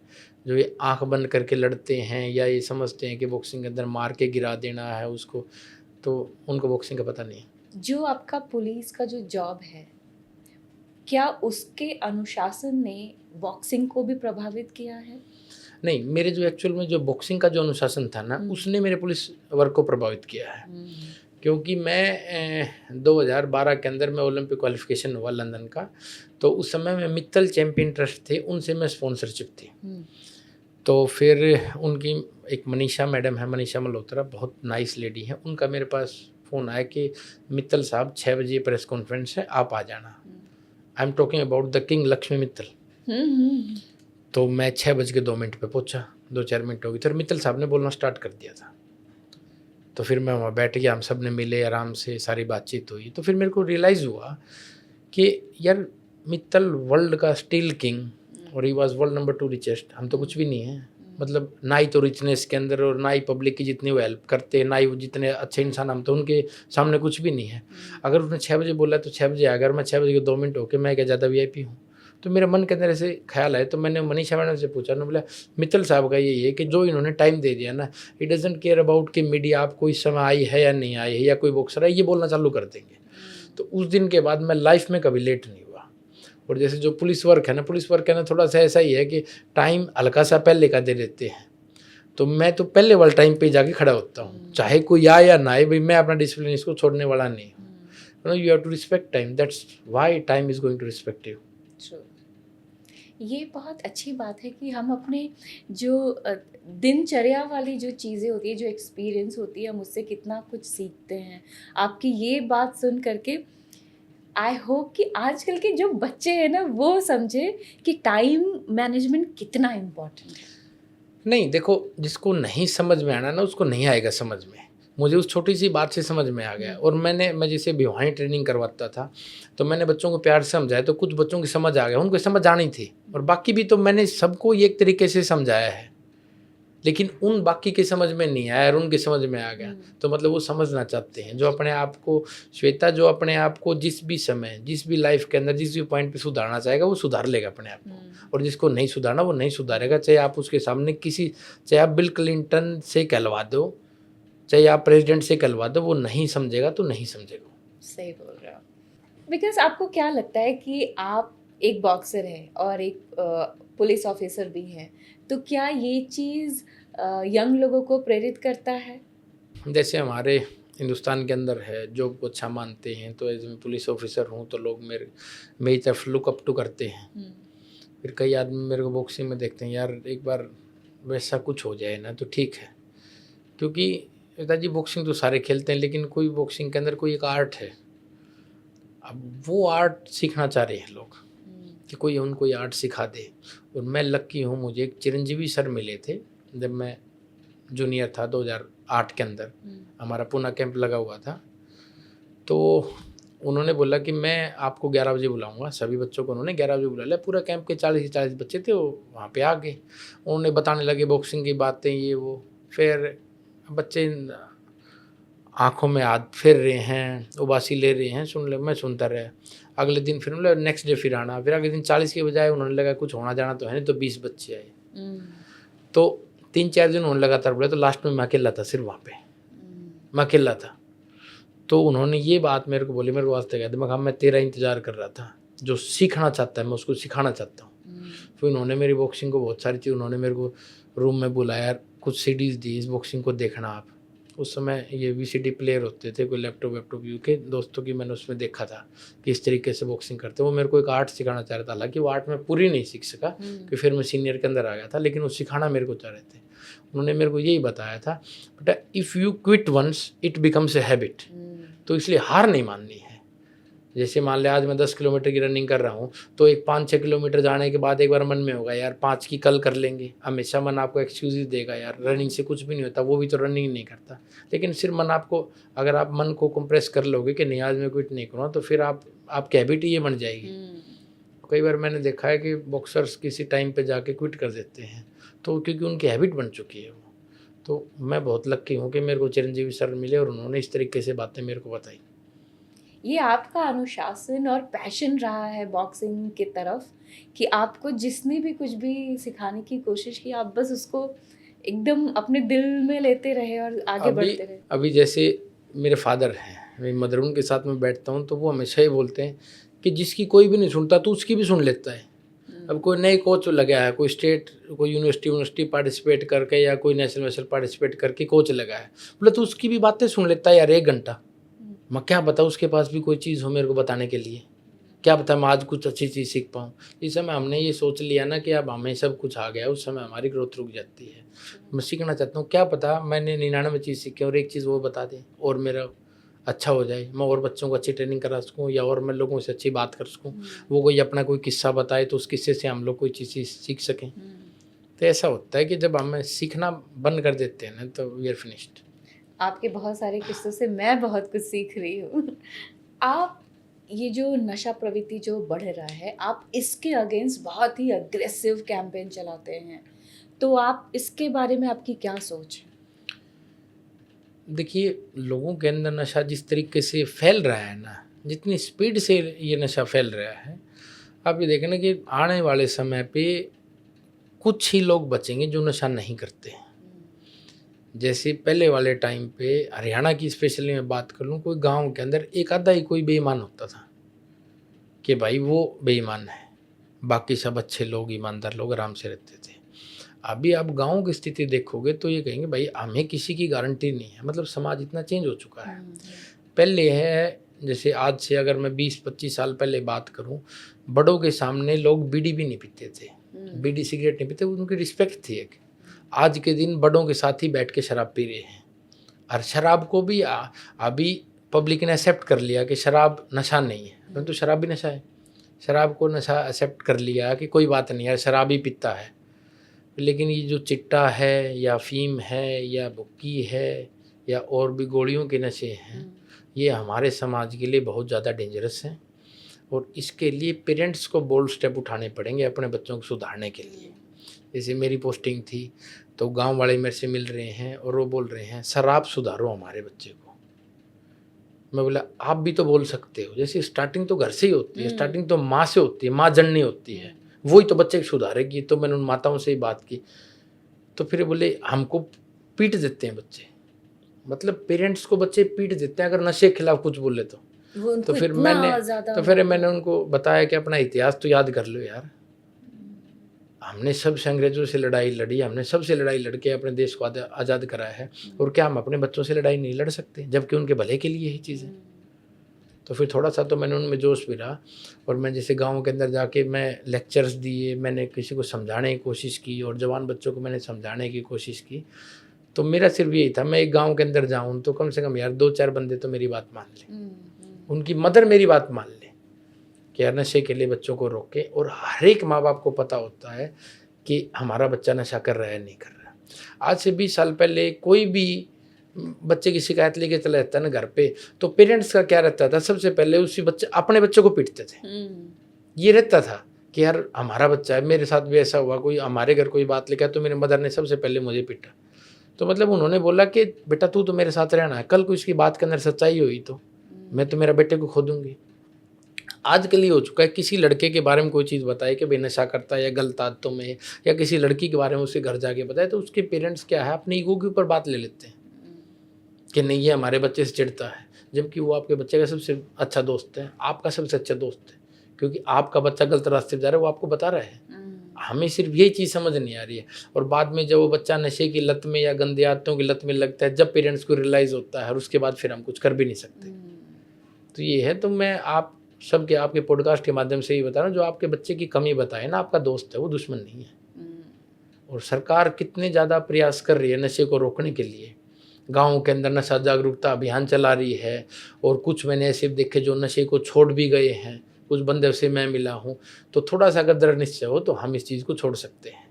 और एक और बात है, जैसे अभी भी जैसे हरियाणा के अंदर वो कल्चर तो गांव वाला ही है गांव के अंदर, लेकिन अभी जैसे ये माँ बाप को टोकने वाली बातें, बच्चे को बदनाम करने वाली बातें तो हमने नहीं अडोप्ट कर ली है, हमारे बच्चे को बदनाम कर रहा है। लेकिन जो कल्चर अभी गांव वाला है, अब किसी का कोई बच्चा पकड़ा गया तो पूरा गांव जाके उसकी जमानत करवा लेगा, कोई भी जाए करवा लेगा, अरे उसका लड़का, कोई बात नहीं, कल आपका लड़का भी हो सकता है, वो आपका लड़का भी कल नशा कर सकता है। आप इस बात को, आप उसकी जमानत कराओगे, आप उसकी हेल्प करोगे किसी भी तरीके से, आप पैसे में हेल्प करोगे या पुलिसिंग में हेल्प करोगे, किसी भी तरीके से आप हेल्प करोगे, तो कल को आपका बच्चा भी नशा कर सकता है। हर एक पेरेंट ये बात सोचनी चाहिए। हर एक को पता है गांव के अंदर 5-10 लोग या 20 लोग ही है नशा करने वाले और नशा बेचने वाले। आप उनसे दुश्मनी क्यों नहीं लेते? आपको अपने बच्चे बचाने हैं। मैं तो जहाँ था तो मैंने वहाँ भी समझाया, बोला हम तो चले जाएंगे, आज मैं यहाँ हूँ, कल मेरी पोस्टिंग दूसरी जगह हो जाएगी, लेकिन आपको तो इसी गांव में रहना है और इन लोगों के साथ डील करनी है। क्यों ना इस लोग की बीमारी बड़ी होने से पहले आज ही डील कर लो। और आप सब लोग तो पुलिस के हाथ पैर कान हो, आप बताओ, हम जब भी करते हैं काम को। तो कुछ लोगों ने मेरे ये बातें उनको अच्छी लगी, हालांकि थोड़ा समझाने का तरीका हो जाता है, मेरी बातें उनको अच्छी लगी, उन्होंने कोऑपरेट भी बहुत ज़्यादा किया। लेकिन आपका अप्रोच बहुत अच्छा है ना, सॉफ्ट अप्रोच है, मतलब ऐसा नहीं है कि देखो मैं क्या हूँ, मैं गाँव से लिखा हूँ मैं, ठीक है। अब कल को मैं नहीं होता डीएसपी तो भी मैं उन्हीं गांव में रहता। आज भी मैं, अभी भी जैसे मैं अपने गांव के अंदर जाता हूं तो मैं लोगों के साथ बैठता हूं, उनसे बातें सुनता हूं। वो कोई जमींदार की बात करेंगे, कोई ये बोलेंगे सरकार ने ये अच्छा काम कर दिया, ये बुरा काम कर, तो मैं उनकी बातें सुनता हूं। जब तक मैं पब्लिक से कनेक्ट रहूंगा ना, जब तक तो मैं उनसे बात कर पाऊंगा। अगर मैं ये समझने लग जाऊँ मैं एसीपी हो गया हूँ या मैं इस लेवल का एक खिलाड़ी हो गया हूँ, मैं किसी को ये इसका कोई लेवल नहीं है, इसकी कोई ज़मीन नहीं है, तो फिर मैं सीखना बंद कर दूंगा ना। अगर हम गांव के अंदर जाएंगे तो हम गांव के रूप में रहेंगे। जैसे होली दिवाली अभी भी आती तो मैं गांव के अंदर जाके मनाता हूँ, मैं गांव में भाभीियों के साथ खेलता हूँ होली को, ताकि मैं अपना कल्चर को जिंदा रख सकूँ। आजकल ये चीज़ कम होगी, लेकिन क्यों ना हम एक शुरुआत कर लें, हम भी लोगों के साथ जाके खेलना शुरू कर दें। लोग बैठे हैं ओका पी रहे हैं, हम भी उनके साथ जाके बैठ सकते हैं, उनकी बातें सुन सकते हैं। हालांकि नशा मैं करता नहीं हूँ। श्वेता जी, आप एक बात बोल रहे थे, आपका मेरा इतना लंबा कह रहे कि मैंने आज तो कोई नशा नहीं किया है। बीड़ी, सिगरेट, दारू, बियर मैंने कुछ भी नहीं पी है। हमारे घर के अंदर भी कोई नहीं पीता। क्योंकि मेरे फादर ने बताया था कि जो भगवान ने हमको जानवरों से इसी तरीके से चेतना के स्तर पे हमको अलग कर रखा है। क्या इंसान के अंदर सही और गलत की समझ है, जानवर के अंदर वो चीज़ नहीं है। तो अगर आप दारू पी रहे हो तो आप अपने सेंसेस में तो हो ही नहीं। आप किसी को भी कुछ भी बोल सकते हो, कहीं भी जा सकते हो। तो आप सेंसेस को तो कंट्रोल करो, आप नशा मत करो। तो इसलिए मैंने कभी जीवन में नशा नहीं किया। बहुत अच्छी बात है। आपकी बात सुन करके ऐसा लग रहा है कि शायद आने वाले दिनों में समाज में कुछ नशे को लेकर बदलाव आए। इसके लिए आपको मैं बहुत बहुत क्या बोलूँ, हिम्मत और ताकत देती हूँ, ताकि आप एटलीस्ट जहाँ तक आपकी पहुँच है आप वहाँ तक थोड़े बदलाव लेके आ सको।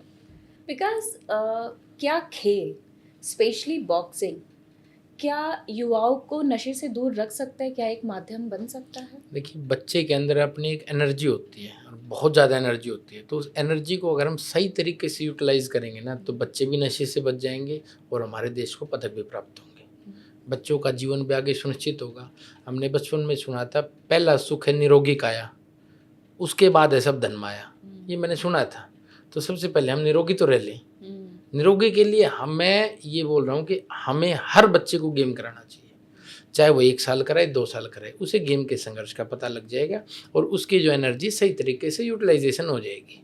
अब कई पेरेंट्स मेरे को ये बोलते हैं कि नहीं सर, हमारा बच्चा तो पढ़ रहा है, तो पढ़ रहा है, उसके अलावा वो फ़ोन जो 3-4 घंटे देख रहा है, उसको यार 1 घंटा तो भगा ले, उसको कोई रनिंग करा ले, कोई बैडमिंटन खिला ले, मतलब प्रोफेशनली नहीं, उसको वैसे भी करा दे, ताकि आपका बच्चा फिट रहेगा।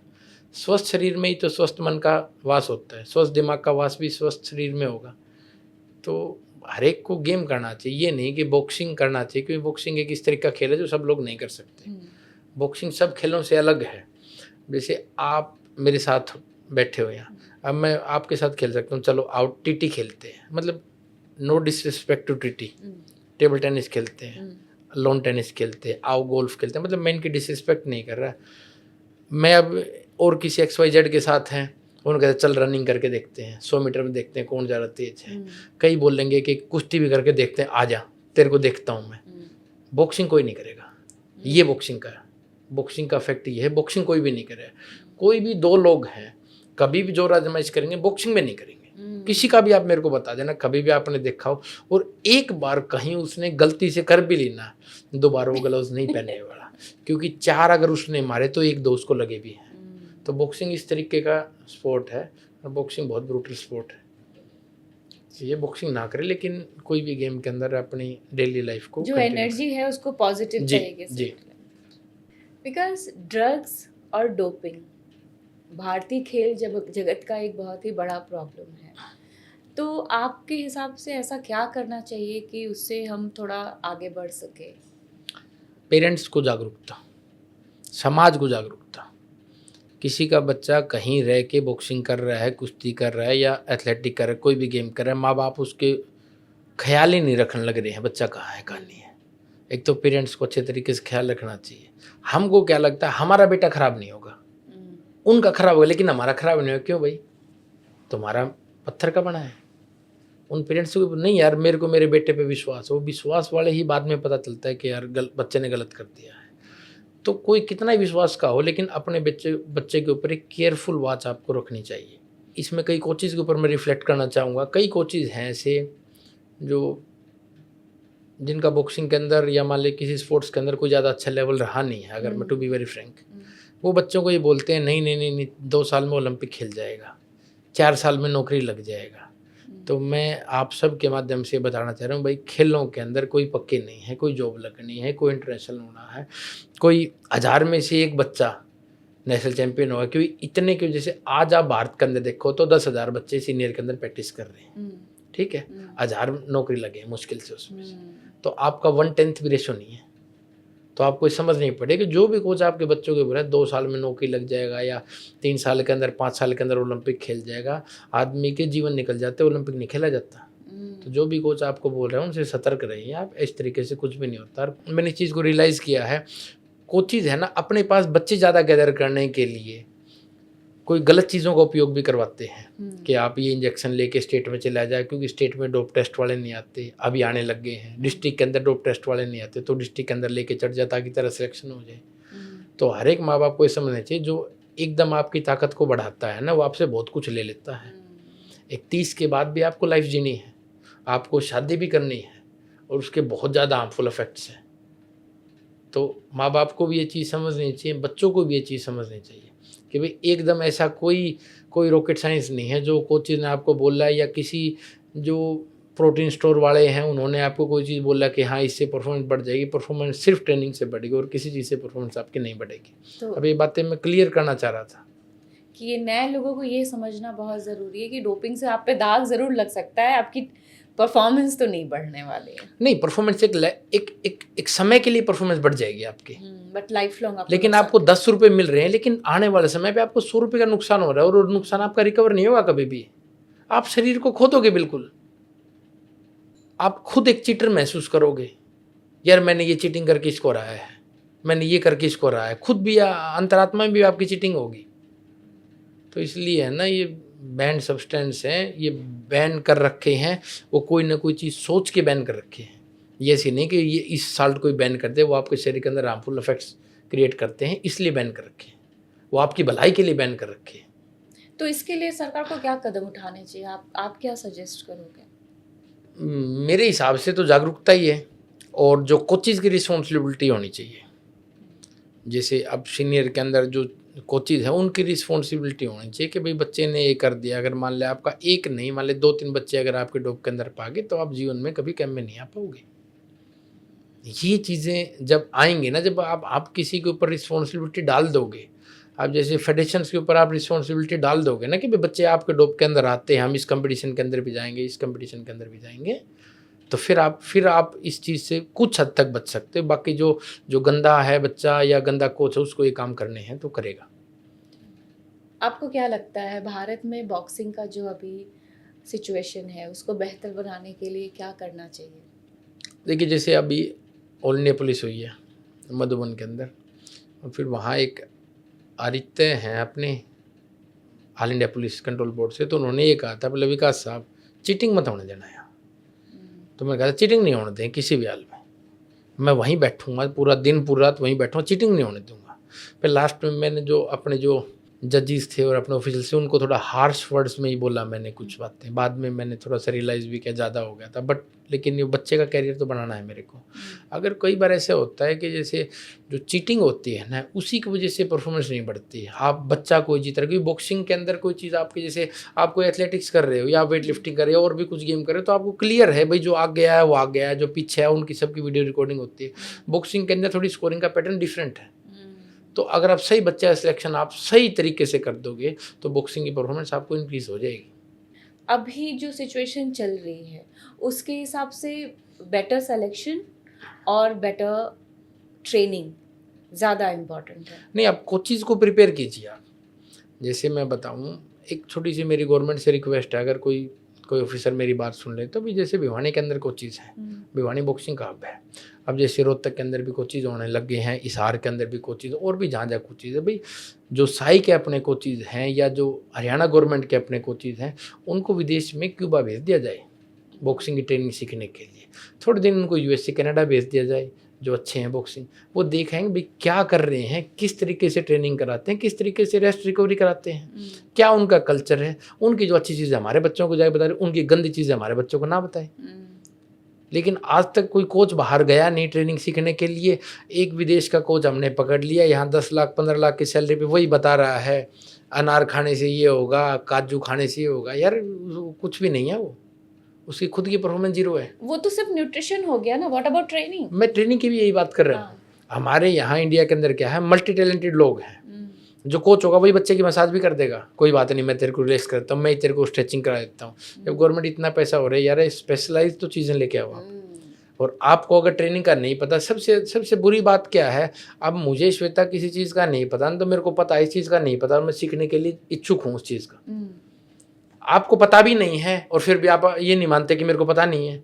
आपके बच्चे बार बार जाके बाहर इंटरनेशनल के अंदर हार रहे हैं, पहले राउंड के अंदर नॉकआउट हो रहे हैं, पहले राउंड के अंदर कंपटीशन से बाहर हो रहे हैं, करोड़ों रुपए गवर्नमेंट का खर्चा लग रहा है और फिर उसके बाद भी आप वैसे ही बैठे हो। अरे सीख लो यार, आजकल यूट्यूब पे सारी चीज़ें अवेलेबल हैं, सारे दिन तुम इंस्टाग्राम को स्क्रॉल करते रहते हो और कुछ चीज़ें देखते रहते हो, बॉक्सिंग को देख लो पंच किस तरीके से मारते हैं। अभी मैं 2019 के अंदर था ओलंपिक क्वालिफिकेशन से पहले, तो मैं एक रॉन सिम्स नाम का कोच है वो मेरी ट्रेनिंग करवा रहा था, तो उसने बोला कि विकास मेरे को शेडो मार के दिखा, तो मेरे को इतना अटपटा सा महसूस हुआ, यार मैं एक एस्टेब्लिश खिलाड़ी हूँ, मैं शेडो मार के दिखाऊँ, तो फिर मैं बोला हाँ ये इसको मैं दिखाता हूँ, तो मैं उसको मारा, लेफ्ट मार के दिखा, राइट मार के ऊपर अपरकट, बोला no your uppercut is good otherwise all your punches are not good. तो मैं बोला तेरी इसी गंदे पंच से, इन्हीं बकवास पंची से मैंने तेरा यूएसए करा दिया जिन बच्चों को तूने ट्रेनिंग कराई है। बोला विकास तूने पंची से नहीं रहा, तूने सिर्फ प्रेजेंस ऑफ माइंड से उनको कराया है और अपने डिसिप्लिन से उनको कराया है। तो अगर ये बोलेगा ना कि तेरा लेफ्ट सबसे अच्छा है, तेरा लेफ्ट नहीं है, लेफ्ट इन 4 बच्चों का सबसे अच्छा है और उनको देख ले तो यूट्यूब पे, फिर मेरे को रियलाइज़ हुआ कि वो बात जो बोल रहा है वो सही बोल रहे हैं, मेरा लेफ्ट भी ख़राब है, मेरा हुक भी ख़राब है, मेरा अपरकट भी ख़राब है। फिर मैंने उन चीज़ों को सुधारने की कोशिश की है। जब मैं ये सुधार सकता हूँ तो हमारे कोचेज को तो यार ये चीज़ चाहिए, एटलीस्ट कम से कम ये चाहिए कि यार तुम्हें ज्ञान नहीं है और प्लीज़ तुम लोग सीख लो यार। आजकल जो गांव से बच्चे निकल रहे हैं बॉक्सिंग में इंटरेस्टेड हैं, उनके लिए आप कुछ सलाह देना चाहेंगे? नहीं, अपने कोचेज की रिस्पेक्ट कीजिए और ओल्ड स्कूल तरीके से बॉक्सिंग सीखनी पड़ेगी। ये नहीं है आजकल जैसे हमारे टाइम पे क्या होता था, कोई पेरेंट्स बच्चों की फाइट देखने के लिए नहीं आता था। आजकल पेरेंट्स भी आ रहे हैं, उनको डेली जज कर रहे हैं, उनको ये देख रहे हैं यार विकास तो इस तरीके से मुक्के मारता, तो इस तरीके से नहीं मार रहा। भी मैंने 20 साल लगाए हैं उस चीज़ के अंदर। तो इनके पेरेंट्स थोड़ा सा कंपेरिजन करना बंद करें और बच्चों की सपोर्ट करें और बच्चों के ऊपर केयरफुल आप वॉच रखें, क्योंकि बच्चे हैं, ये एनर्जी है किसी भी तरीके से फ्लो हो सकती है, ये गलत रास्तों में भी जा सकती है, सही रास्तों में। तो आपका खुद का एक ये काम है कि आप सही रास्ते पे आप एनर्जी को लेके जाओ। आप बहुत लंबे टाइम से बॉक्सिंग से जुड़े रहे हैं, आपको क्या लगता है कि आने वाले 10 सालों में बॉक्सिंग की सिचुएशन क्या होने वाली है? देखो, अगर कोई इम्प्रूवमेंट नहीं हुआ और आपने कोई स्टेप्स नहीं लिए तो बॉक्सिंग की यही परफॉर्मेंस रहेगी। एक आधा मेडल आपको एशियन गेम में आ गया, बस उसके बाद अपने घर पे बैठ जाओ, बस यही रहेगा आपके साथ और कुछ भी नहीं रहने वाला। और मैं हार्श वर्ड्स कुछ बोलना नहीं चाह रहा हूँ, बॉक्सरों में भी थोड़ा सा दम नहीं रहा है, जो अपनी बात खड़ी होगी बोल सके अरे गलत है ये ट्रेनिंग गलत है। 10 साल से हम भी बॉक्सिंग कर रहे हैं, कोचेज़ को बोल रहे हैं कि चीज़ें गलत हैं, और अपने अपने दम के ऊपर थोड़ा रिलाई करें, थोड़ा सा भगवान को माने, ईश्वर है जो आपको यहाँ पहुँचाने वाला है, और इस सिस्टम को चेंज करें। जो सिलेक्शन क्राइटेरिया है और या जैसे कैंप में जाने का क्राइटेरिया है या नेशनल खेलने का क्राइटेरिया है, वो चीज़ों को चेंज करें। और जो फेडरेशन है उसके अंदर 1-2 बंदे स्पोर्ट्स वाले होने चाहिए जो अच्छे लेवल पे खेल ले हों, ताकि वो समझ लें बच्चों की बातों को, और वो पॉजिटिव एटीट्यूड वाले बंदे चाहिए जो बच्चों की दिक्कतों को समझ ले। एक और सबसे जो मेन बात है, अभी मुझे याद आया है, सबसे जो मेन बात है, अगर बॉक्सिंग की परफॉर्मेंस को इम्प्रूव करवाना है, चाहे वो स्टेट लेवल पे, चाहे डिस्ट्रिक्ट पे, चाहे नेशनल पे, चाहे इंटरनेशनल लेवल पे, इनके हॉस्टल के अंदर जैमर लगवाने पड़ेंगे। है नहीं, आप इस चीज़ को मजाक नहीं है, ये बच्चे रेस्ट रिकवरी, जैसे पहले हम 10-11 बजे सो जाते थे, अभी बच्चे 2-2 बजे तक इंस्टाग्राम के ऊपर रील्स देख रहे हैं, यूट्यूब के ऊपर आप शॉर्ट्स देख रहे हो, आप फेसबुक के ऊपर रील्स देख रहे हो। अरे ये टाइम आपका रिकवरी का है भाई, फिर आप अच्छे सो नहीं पाओगे तो सुबह आपकी ट्रेनिंग कैसे, सुबह आप कैसे अपना अच्छा परफॉर्म कर पाओगे। ये है, ये बच्चों को सख्त तरीके से समझाना पड़ेगा भी रात को फ़ोन यूज़ नहीं, आपको समय पे सोना पड़ेगा। Recovery is very important. नहीं, एक वो मोबाइल फ़ोन है, वो डोपामिन भी तो दिमाग के अंदर बार बार रिलीज़ करता रहता है, तो हमें उसकी आदत पड़ जाएगी। तो आपको ये चीज़ें, कुछ चीज़ों के अंदर आपको सख्त भी होना पड़ेगा।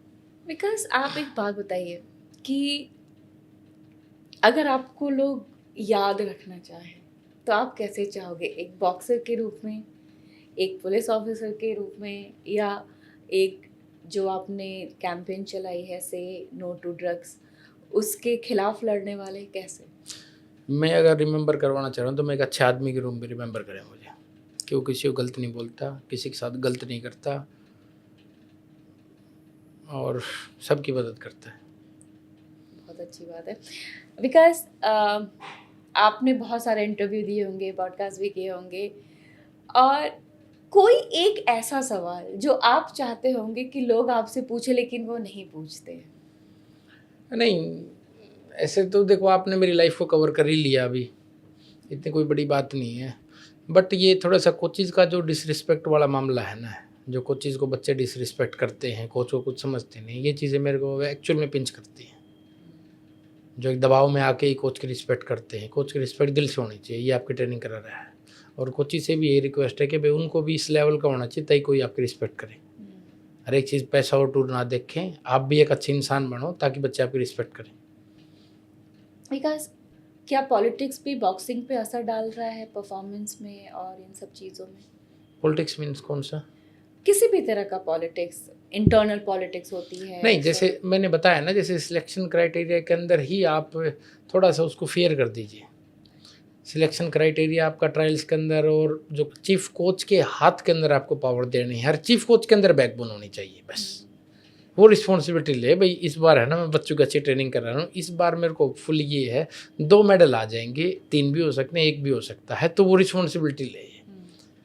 और तो बाकी तो जो भी पॉलिटिक्स है ये कभी ख़त्म नहीं होगी, ये ऐसे ही रहेगा। मेरा रिश्तेदार कोई आ रहा है, मैं बोल दूंगा भाई मेरे बच्चे को जिता देना, वो बोल देगा मेरे बच्चे को जिता देना, बस फिर ये तो चीज़ें हमारे भाईचारे के अंदर ये चीज़ें चलती रहेंगी। इस चीज़ों को हम बिल्कुल निगलेक्ट नहीं कर सकते, ये चलते रहेंगे, हम सामाजिक प्राणी हैं, और ये हो जाएगा। आपका मेरे पास फ़ोन आया, विकास ज़रा देखना यार, ये दोस्त का बच्चा है, कुछ देखना है इसको। और आपको फ़नी चीज़ बताऊँ, अभी ऑल इंडिया पुलिस हुई थी हमारे यहाँ मधुबन, तो वहाँ कुछ बच्चों के मेरे पास फ़ोन आए, बोले भाई साहब अपना ये बच्चा है, एक बार देखना। मैं देख तो इसको अपोनेंट लेगा, मतलब ये अपोनेंट को देखेगा और अपोनेंट इसको देखेगा, और मैं दोनों को देखूंगा, ये चीज़ तो मैं कर सकता हूँ। तो फिर 2 चारों के फ़ोन आए, बाद में उनको पता लगा ये देखने वेखने वाला बंदा नहीं है, इस टाइप से।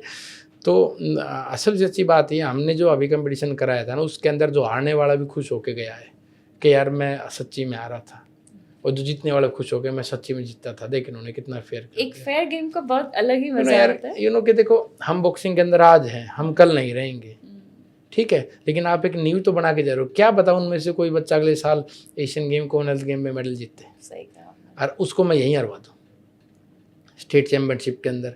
कोई क्या पता, कोई टैलेंटेड बच्चा है, उसको अच्छा भविष्य हो सकता है उसका, आप उसको स्टेट के अंदर अपने रिश्तेदार के चक्कर में हरा दो, और रिश्तेदार जीरो, समझ रहे हो। तो यार थोड़ा सा एक आदमी के अंदर एक इंसानियत तो होनी चाहिए। मेरे बच्चे के साथ भी ये चीज़ें हो सकती हैं। एक कोई अच्छी बात जो आप नए बॉक्सर्स को बोलना चाहेंगे? नहीं, मेरे नए बॉक्सर्स के प्रति तो मैंने जो सीखा वो यही है कि सुबह भी जाओ, आप शाम को भी जाओ, और जितनी ट्रेनिंग कर रहे हो उससे ज़्यादा ट्रेनिंग करो, और जितना खा रहे हो उनसे ज़्यादा खाओ, और जितनी रिकवरी की उनसे बेटर रिकवरी करो, आपके रिजल्ट भी उनसे बेहतर आ जाएंगे। यही बातें हैं। विकास, आज बॉक्सिंग के बारे में, आपके लाइफ के बारे में, आपके जॉब के बारे में, जो पुलिस का जॉब है उसके बारे में जान के हमें बहुत सारी चीज़ें सीखने को मिली। आप बहुत ही स्पिरिचुअल पर्सन हैं और आपने अपने जो भी एक्सपीरियंस शेयर किए हैं, मैं उम्मीद करती हूँ कि आने वाली बॉक्सर्स की जो नस्लें हैं उनको अपनी ज़िंदगी में उसका उपयोग करेंगे। जी, आपका बहुत बहुत शुक्रिया। Thank you.